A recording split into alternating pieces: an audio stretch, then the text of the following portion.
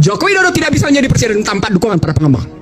Pengembang. Oh iya, omongan Ahok jelas. Apa kalimat Aguan? Apa kalimat Aguan? Kami harus menyelamatkan muka presiden.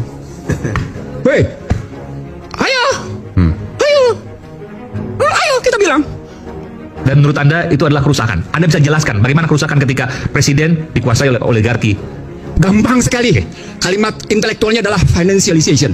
Yang kaya makin kaya, yang miskin makin miskin. Gampang. Mau bukti?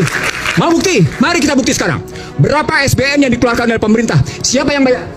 Anda termasuk membayar, Aiman. Sementara mereka makin kaya, Anda habis-habisan dimakan pajaknya. Orang-orang miskin ini yang membayar pajak itu untuk orang kaya. Saya tulisin yang kedua. Saya tulisin yang kedua. Dan Anda tidak bisa bantah. Karena saya bicara dengan data. Terjadi deindustrialisasi. Akibatnya PHK di mana-mana.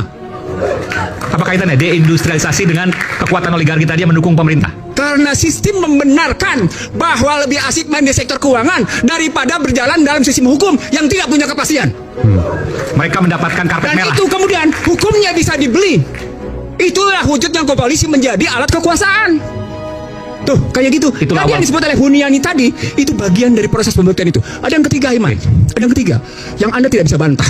Bahkan masyarakat Indonesia tidak bisa bantah. Apa itu? Sticky Gini ratio.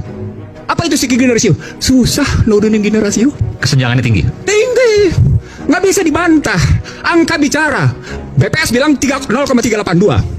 Teman-teman Bogor 0,42, 0,44. Makanya gaduh terus. Sebentar, Anda dengan bicara seperti ini seolah Anda mengatakan ini dilakukan yang paling parah oleh Pak Jokowi dong. Karena Jokowi. Nah, jawab dulu pertanyaan saya, betul nggak? Enggak. Oke. Jokowi melanjutkan kebijakan SBY Oligarki juga. dan kemudian memperdalam. Nah, di situ saya lihat kecerdasan Joko Widodo memperdalam kerusakan itu. Memperdalam kerusakan. Iya. Cerdas dong. Dia perdalam kok.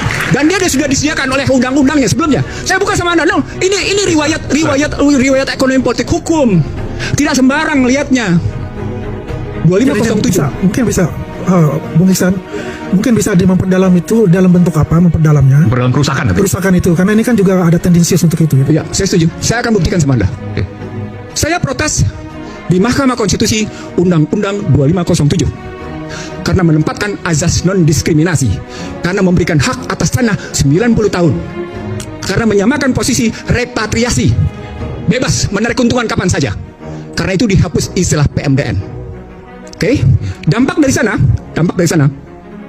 salah satu penilaian yang muncul dari Bank Dunia, Indonesia telah mengalami kebebasan di berbagai sektor dengan sangat memuaskan. Artinya Indonesia sudah